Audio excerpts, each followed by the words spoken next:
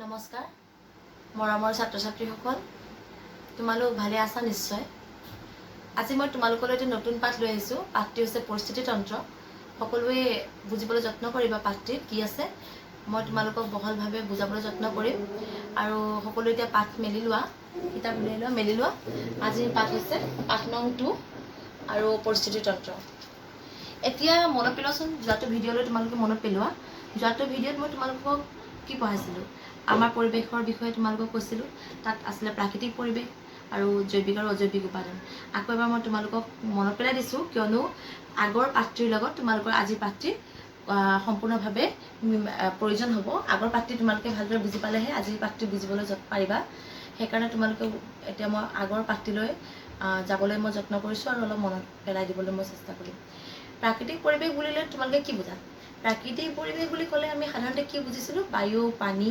মাটি জীৱ উদ্ভিদ অনুজীৱ সূৰ্যৰ পোহৰ এই সকলোবোৰকে একেলগে কি বুলিছিলে প্ৰাকৃতিক পৰিৱেশৰ কেইটা উপাদান বুলি কৈছিলোঁ দুটা উপাদান সেই দুটা হৈছে জৈৱিক উপাদান আৰু অজৈৱিক উপাদান এতিয়া তোমালোকক মই ক'বলৈ ওলাইছোঁ যে জৈৱিক উপাদান আৰু অজৈৱিক উপাদান দুয়োটাৰ ওপৰত সম্পূৰ্ণভাৱে পৰস্পৰৰ ওপৰত নিৰ্ভৰশীল কিয়নো জৈৱিক আৰু অজৈৱিক উপাদান এটাৰ ওপৰত নিৰ্ভৰ কৰিয়ে পৃথিৱীত এটি পৰিস্থিতি তন্ত্ৰ গঢ় লৈ উঠিছে পৰিস্থিতি তন্ত্ৰ এটা ভালদৰে সুচাৰুৰূপে চলিবৰ কাৰণে আৰু জৈৱিক উপাদানসমূহে অজৈৱিক উপাদানৰ ওপৰত নিৰ্ভৰ কৰিব লাগিব আৰু অজৈৱিক উপাদানসমূহে জৈৱিক উপাদানৰ ওপৰত নিৰ্ভৰ কৰিব লাগিব এতিয়া তোমালোকে এইখিনিটো বুজিলা নিজস্ব তেহেঁতৰ পৃথিৱীত আমাৰ পৰিস্থিতি তন্ত্ৰ এটা সুচাৰুৰূপে চালনা হ'বৰ কাৰণে জৈৱিক আৰু অজৈৱিক উপাদানৰ সম্পূৰ্ণ নিজা নিজা কিছুমান ভূমিকা আছে এতিয়া আমি আগলৈ যাওঁ তাৰ পিছৰখিনিলৈ যাওঁ তোমালোকে পাঠটো মেলি লৈ পিছৰ পেগাপটোলৈ আহা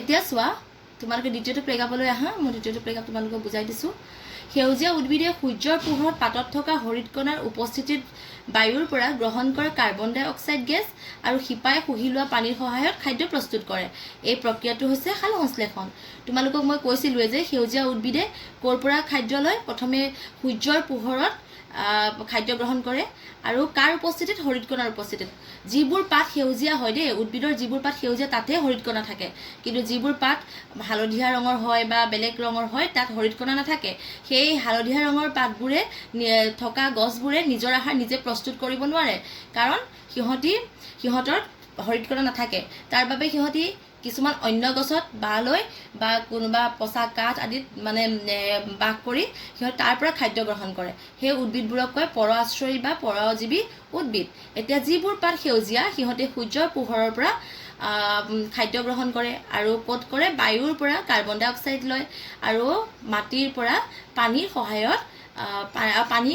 সহায়ত খাদ্য প্ৰস্তুত কৰে এই প্ৰণালীটোক কি বুলি কয় জানানে এই প্ৰণালীটোৱে হৈছে সালোকসংশ্লেষণ এই সালোকসংশ্লেষণটো তোমালোকে খুব মনোযোগেৰে বুজিবলৈ যত্ন কৰিবা এইটো খুব প্ৰয়োজনীয় বস্তু আমি তাৰপিছত চোৱা উদ্ভিদে কি কৰে নিজৰ আহাৰ নিজে প্ৰস্তুত কৰে মই তোমালোকক আগতে কৈছিলোঁ যে উদ্ভিদে নিজৰ আহাৰ নিজে প্ৰস্তুত কৰে তাৰ কাৰণে উদ্ভিদ হৈছে উৎপাদক আৰু উদ্ভিদে আহাৰ প্ৰস্তুত কৰোঁতে পৰিৱেশৰ অজৈৱিক উপাদান বায়ু পানী সৌৰশক্তি ব্যৱহাৰ কৰে পৰিৱেশত এনেদৰে জৈৱিক আৰু অজৈৱিক উপাদান এটাই আনটোৰ ওপৰত নিৰ্ভৰ কৰি পৰিস্থিতি তন্ত্ৰ গঠন কৰে এতিয়া তোমালোকে এইখিনি পঢ়ি দ্বিতীয় প্ৰেগাপটো পঢ়ি তোমালোকে নিশ্চয় এটা অনুধাৱন কৰিব পাৰিছা যে জৈৱিক আৰু অজৈৱিক উপাদানসমূহৰ মাজত কেনেকৈ পৰস্পৰৰ ওপৰত নিৰ্ভৰশীল হৈছে তাক তোমালোকে বুজি পাইছা এতিয়া তোমালোকে সালোকসংশ্লেষণটো পঢ়োঁতে বুজিবলৈ পাৰিছা যিহেতু উদ্ভিদে কাৰ ওপৰত নিৰ্ভৰশীল হৈছে প্ৰথমে উদ্ভিদে নিৰ্ভৰ কৰিছে সূৰ্যৰ পোহৰৰ ওপৰত সূৰ্যৰ পোহৰ হৈছে কি আছিলে প্ৰাকৃতিক পৰিৱেশৰ এক অজৈৱিক উপাদান তাৰ ওপৰত কাৰ ওপৰত নিৰ্ভৰ কৰিলে তাৰপিছত কৰিছে বায়ুৰ ওপৰত কৰিছে তাৰপৰা কৰিছে পানী তাৰপৰা কৰিছে মাটি এই সকলোখিনিৰ ওপৰত তেহেঁতি উদ্ভিদে নিৰ্ভৰ কৰিবলগীয়া হৈছে তাৰ পৰা আমি বুজি পাইছোঁ যে জৈৱিক উপাদানসমূহ বা অজৈৱিক উপাদানসমূহ ইটোৱে ইটোৰ লগত ভাৰসাম্যতা ৰক্ষা কৰিছে আৰু ইটোৱে সিটোৰ লগত মানে পৰস্পৰ এক মিল আছে বা পৰস্পৰৰ ওপৰত নিৰ্ভৰ কৰিবলগীয়া হৈছে এইখিনি তোমালোকে বুজিলা এতিয়া আমি তাৰপিছত পিছৰ প্ৰেগাপটোলৈ যাম পিছৰ প্ৰেগাপটোলৈ আহা এতিয়া চোৱা জৈৱিক আৰু অজৈৱিক উপাদানৰ পৰস্পৰ নিৰ্ভৰশীলতাই হৈছে পৰিস্থিতি তন্ত্ৰ গঠন কৰে পৰিৱেশত যেতিয়া এটা প্ৰাণীয়ে আন এটা প্ৰাণীক খায় তেতিয়া খাদ্য শৃংখলতাৰ সৃষ্টি হয় খাদ্য শৃংখলৰ আৰম্ভণিতে সদায় উদ্ভিদ থাকে উদ্ভিদক তৃণভোজী প্ৰাণীয়ে খায় বাবে উদ্ভিদৰ পিছত সদায় তৃণভোজী প্ৰাণী থাকে। তৃণভোজী প্ৰাণীক মাংসভোজী প্ৰাণীয়ে খায় বাবে খাদ্য শৃংখলটো তৃণভোজী প্ৰাণীৰ পিছতে সদায় মাংসভোজী প্ৰাণী থাকে। এই প্ৰক্ৰিয়াটো সচৰাচৰ ঘটি থকা এটা প্ৰাকৃতিক ঘটনা। সকলোবোৰ প্ৰাণীয়ে প্ৰত্যক্ষ বা পৰোক্ষভাৱে জীয়াই থাকিবলৈ উদ্ভিদৰ পৰা খাদ্য পায়। প্ৰাণীয়ে উদ্ভিদক খাদ্য হিচাপে গ্ৰহণ কৰে বাবে প্ৰাণীবোৰ হৈছে উপভোক্তা। এতিয়া আমি ক'বলৈ গ'লে তোমালোকৰ কিতাপৰ ভাষাত ক'বলৈ গ'লে জৈৱিক বা অজৈৱিক উপাদানসমূহৰ পৰস্পৰ নিৰ্ভৰশীলতাই হৈছে পৰিস্থিতিতন্ত্ৰ।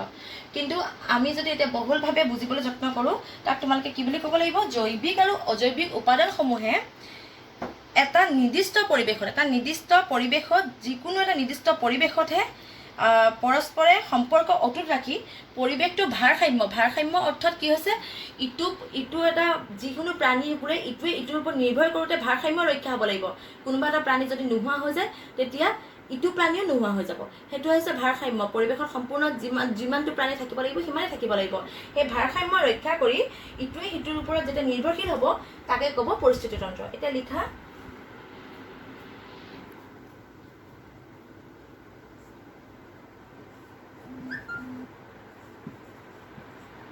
যিকোনো এটা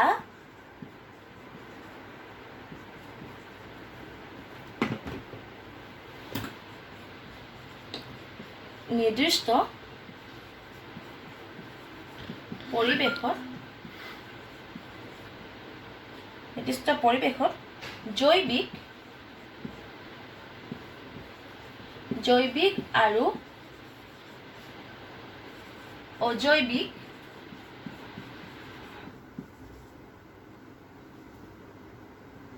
জৈৱিক আৰু অজৈৱিক উপাদানসমূহে পাৰস্পৰিক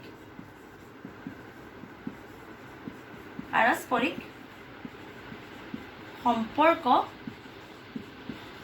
অটুট ৰাখি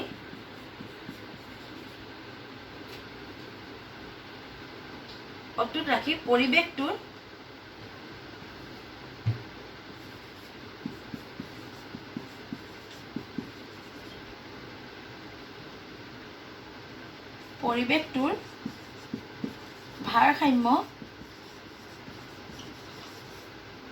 ৰক্ষা কৰাটোৱে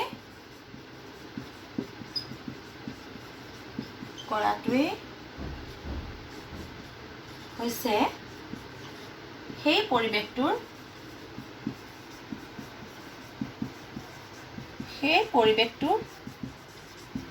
পৰিস্থিতিতন্ত্ৰ।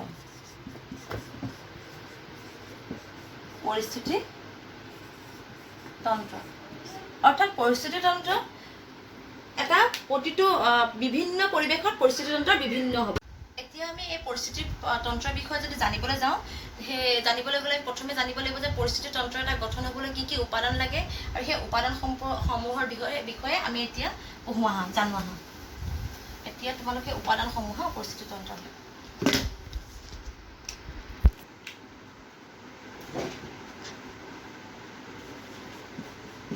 পৰিস্থিতিতন্ত্ৰৰ পৰিস্থিতিতন্ত্ৰৰ উপাদানসমূহ।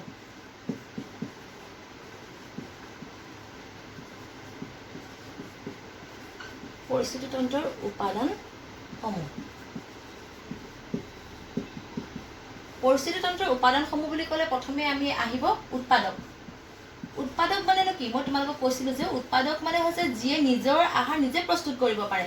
মানে কি? অৰ্থাৎ নিজৰ আহাৰ নিজে প্ৰস্তুত কৰা কোনে কৰে? তোমালোকক মই আগতে কৈছিলোঁ নহয়, সেয়া হৈছে উদ্ভিদ। উৎপাদক হৈছে উদ্ভিদ। তাৰপৰা আছে উপভোক্তা। উপভোক্তা কি গম পোৱা নে? উপভোক্তা মানে যিয়ে উদ্ভিদক ভক্ষণ কৰে, উদ্ভিদক খায়, অৰ্থাৎ উদ্ভিদক খাই সিহঁতি জীৱন প্ৰণালী চালনা কৰে, সিয়ে হৈছে উপভোক্তা। উপভোক্তা বিভিন্ন প্ৰকাৰৰ আছে। আমি প্ৰথমে পঢ়িম কি উপভোক্তা আছিলে? প্ৰাথমিক উপভোক্তা কি জানানে? প্ৰাথমিক উপভোক্তা হৈছে তৃণভোজী প্ৰাণীসমূহ। তৃণভোজী প্ৰাণী অৰ্থাৎ উদ্ভিদক কোনে খায়? তৃণভোজী প্ৰাণী। তৃণভোজী প্ৰাণীবোৰৰ ভিতৰত কি পৰে? গৰু, ছাগলী হওক, গড় হওক, যি তৃণ গ্ৰহণ কৰে সি হৈছে তৃণভোজী প্ৰাণী। তাৰপিছত আহিলে গৌণ উপভোক্তা বা দ্বিতীয় শ্ৰেণীৰ উপভোক্তা। গৌণ উপভোক্তা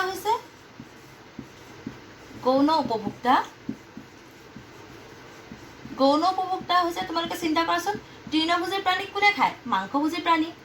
অৰ্থাৎ গৌণ উপভোক্তা হৈছে মাংসভোজী প্ৰাণীসমূহ।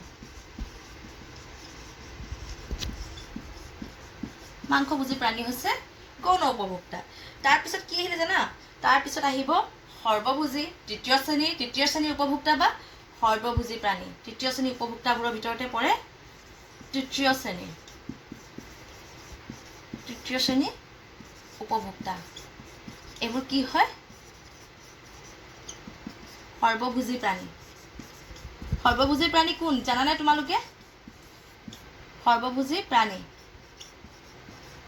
সেয়া হৈছে মানুহ। আমি মানুহবোৰ হৈছোঁ সৰ্বভোজী। আমি মানুহবোৰে সকলো খাওঁ, হয় নহয়? তোমালোকে ভাবাচোন, আমি তৃণও খাওঁ, কাৰণ তৃণবোৰ আমি কি পৰে? তৃণত কি পৰে কোৱাচোন? গছবোৰ বা ঘাঁহবোৰ বা শাক পাত। আমি কি খাওঁ? শাক পাতবোৰ খাওঁ নহয়, লাই শাক খাওঁ, কিবা কিবি খাওঁ, সেইবোৰ তৃণ আমি খাওঁ। আৰু মাংসও খাওঁ, মাংসটো আমি খাওঁ, তোমালোকে গম পোৱাই। মানে আমি সৰ্বভোজী, আমি সকলোবোৰ খাওঁ। সৰ্বভোজী প্ৰাণীবোৰে হৈছে মানুহ। আৰু এই পৰিস্থিতি তন্ত্ৰত চবতকৈ মানে ওপৰত হৈছে সৰ্বভোজী বা তৃতীয় শ্ৰেণীৰ উপভোক্তাবোৰে হৈছে আটাইতকৈ ওপৰত থকা, পৰিস্থিতি তন্ত্ৰৰ আটাইতকৈ ওপৰত থকা উপাদান। ইয়াৰ পিছত কি আহিব? উপভোক্তাৰ পিছত আহি যায় বিয়োজক। বিয়োজকবোৰে কি কৰে? যেতিয়া এই প্ৰাণীবোৰ মৰি যায়, লাষ্ট তৃতীয় শ্ৰেণীৰ প্ৰাণীবোৰ উপভোক্তাবোৰ যেতিয়া মৰে, তেতিয়া কোনোবা বেক্টেৰিয়া বা অণুজীৱই সেইবোৰ গেলাই দিয়ে। গেলাই পচাই মাটিৰ লগত যিবোৰ মিহলি হৈ গুচি গ'ল, পচি গুচি গ'ল, আৰু তাতে কিছুমান নতুনকৈ পুনৰ কিছুমান উদ্ভিদ গজে। সেই উদ্ভিদবোৰে যিয়ে আমাক গেলাই পচাই দিলে সিয়ে হৈছে বিয়োজক। শেষত আহিলে বিয়োজক। এতিয়া বুজিলা? আমাৰ এইবোৰ হৈছে পৰিস্থিতি তন্ত্ৰ এটা সুচাৰুৰূপে চলিবৰ কাৰণে আমাৰ এইখিনি লাগিব। এইখিনিৰ দ্বাৰাই আমাৰ এটা পৰিস্থিতি তন্ত্ৰ গঠন হয়। এতিয়া ভিন ভিন পৰিৱেশত মই কৈছিলোঁ নহয়, ভিন ভিন পৰিস্থিতি তন্ত্ৰ হয়। ঠিক সেইদৰে আমি এতিয়া উদাহৰণস্বৰূপে কি হয় জানানে? উদাহৰণস্বৰূপে পৰিস্থিতি তন্ত্ৰ এটা গঠন হ'বলৈ ভিন ভিন পৰিৱেশত থকা পৰিস্থিতি তন্ত্ৰসমূহ হৈছে কিছুমান উদাহৰণ আমি ল'ম এতিয়া। পৰিস্থিতি তন্ত্ৰৰ উদাহৰণ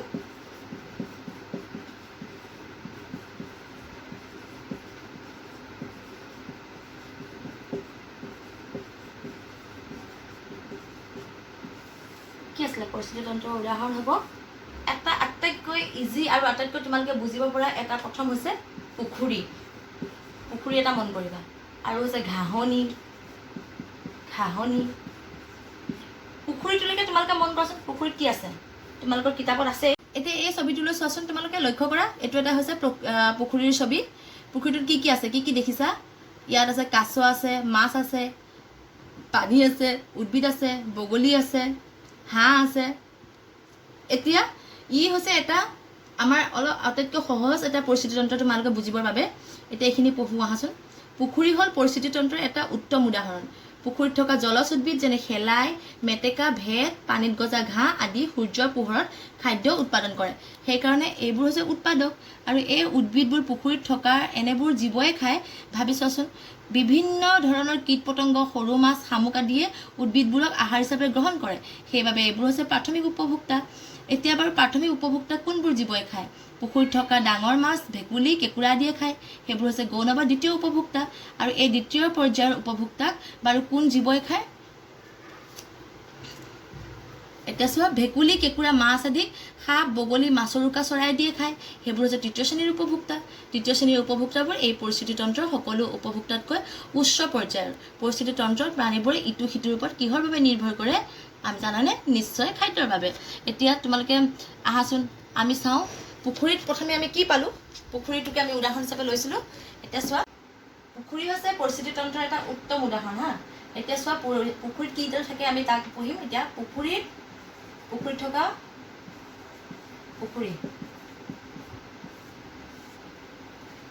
পুখুৰীত প্ৰথমে আমি চিন্তা কৰিছোঁ, পুখুৰীত প্ৰথমে কি আছিলে? উদ্ভিদ। কি উদ্ভিদ আছিলে? ভেট থাকে পুখুৰীত থকা উদ্ভিদবোৰ। শেলাই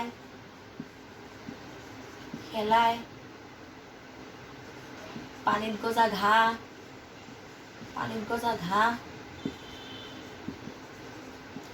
ইত্যাদি। অৰ্থাৎ উদ্ভিদে নিজৰ আহাৰ নিজে প্ৰস্তুত কৰি লয় বুলি মই তোমালোকক কৈছিলোঁ ন, সূৰ্যৰ পোহৰৰ দ্বাৰা উদ্ভিদে নিজৰ আহাৰ নিজে উৎপাদন কৰি লয়। সেয়েহে উদ্ভিদ হৈছে উৎপাদক। এতিয়া চাবা হা, উদ্ভিদক কোনে খায়? পুখুৰীটোত উদ্ভিদত থকা উদ্ভিদক কোনে খায়? এই সৰু সৰু ঘাঁহবোৰক ভেট, শেলাই, মেটেকা, পুনি সেইবোৰো আছে, মেটেকা পুনি। সেই মেটেকা পুনিবোৰক কোনে খায় কোৱা? মেটেকা। সেইবোৰক খায় সৰু মাছে, সৰু মাছবোৰে খায়, শামুকবোৰে খায়। এই যে সৰু মাছ আৰু শামুকবোৰে যে উদ্ভিদক খাই নিজে জীৱন ধাৰণ কৰিছে, ইহঁত হৈছে প্ৰাথমিক উপভোক্তা।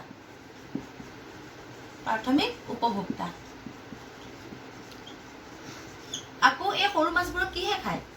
ডাঙৰ মাছবোৰে খায়, হয়নে নহয়? ডাঙৰ মাছবোৰে খায়, কেঁকুৰাই খায়।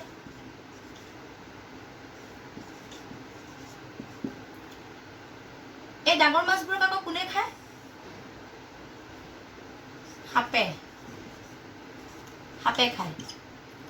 আৰু কোনে খায়? বগলী, মাছৰোকা চৰাই।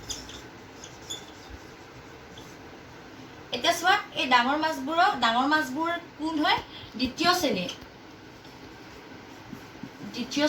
উপভোক্তা।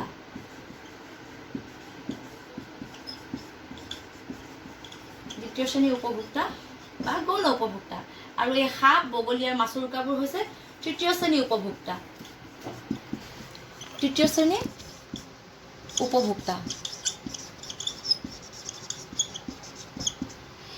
এই তৃতীয় শ্ৰেণীৰ উপভোক্তাই হৈছে শ্ৰেষ্ঠ উপভোক্তা। এই বাকী উপভোক্তাবোৰৰ ভিতৰত সিহঁতি হৈছে শ্ৰেষ্ঠ।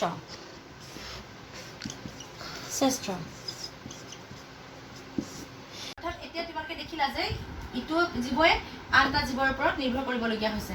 এতিয়া প্ৰথমে উদ্ভিদক নিৰ্ভৰ কৰিছে কোনে? সৰু মাছে খাদ্য হিচাপে গ্ৰহণ কৰি উদ্ভিদৰ ওপৰত নিৰ্ভৰ কৰিবলগীয়া হৈছে। সৰু মাছক কোনে খাদ্য হিচাপে গ্ৰহণ কৰিছে? ডাঙৰ মাছে। ডাঙৰ মাছক কোনে খাদ্য হিচাপে গ্ৰহণ কৰিছে? সাপে। অৰ্থাৎ ইহঁতি প্ৰত্যেকে ইটোৱে সিটোৰ ওপৰত নিৰ্ভৰ কৰিবলগীয়া হৈছে। আৰু নিৰ্ভৰ কৰোঁতে সিহঁতি নিজকে নিজে এটা শৃংখলৰ সৃষ্টি কৰিছে নাই? চোৱাচোন, ধুনীয়াকৈ এটাৰ পিছত এটা শৃংখল হৈছে, এটাৰ পিছত এটা শৃংখল হৈছে। এই প্ৰত্যেকবোৰ শৃংখল কাৰ বাবে সৃষ্টি হৈছে? কিহৰ বাবে সৃষ্টি হৈছে? খাদ্যৰ বাবে সৃষ্টি হৈছে। আৰু খাদ্যৰ বাবে সৃষ্টি হোৱাৰ কাৰণে, এই ধুনীয়াকৈ শিকলিৰ নিচিনা সৃষ্টি হোৱাৰ কাৰণে ইয়াক কোৱা হয় খাদ্য শৃংখল। এতিয়া বুজিলা খাদ্য শৃংখল কি? যেতিয়া খাদ্যৰ বাবে পৰিস্থিতি তন্ত্ৰ এটাই আন এটা জীৱৰ ওপৰত নিৰ্ভৰ কৰিবলগীয়া হয়, শিকলিৰ দৰে যেতিয়া সৃষ্টি হয়, শৃংখল এটাৰ সৃষ্টি কৰি লয়, তাকে কয় খাদ্য শৃংখল। এইটো তোমালোকে বুজি পালা খাদ্য শৃংখল কাক বুলি কয়। এতিয়া আজি আমি তোমালোকক পঢ়ালোঁ যে পৰিস্থিতি তন্ত্ৰৰ এটা উদাহৰণ পুখুৰীৰ বিষয়ে তোমালোকক বুজালোঁ। অহাকালি নেক্সট ভিডিঅ'ত তোমালোকক মই ঘাঁহনি পথাৰ আৰু শস্য পথাৰ আৰু অৰণ্যৰ সম্পৰ্কে, তাত থকা পৰিস্থিতি তন্ত্ৰৰ সম্পৰ্কে তোমালোকক বুজাবলৈ যত্ন কৰিম। আজি ভিডিঅ'টো মই ইমানতে সামৰণি মাৰিম। আজি বেছি দীঘল হ'লে তোমালোকৰ বুজাত অসুবিধা হ'ব। যিখিনি মই তোমালোকক আজি বুজালোঁ সেইখিনি ভালদৰে মনোযোগেৰে চাবা। আৰু কিবা যদি বুজি নাই পোৱা, কিবা যদি আখোজা আছে কমেণ্ট বক্সত জনাবা। আজি ইমানেই বুজাই সামৰণি মাৰিলোঁ আজি মোৰ পাঠদান। আহোঁ, নমস্কাৰ।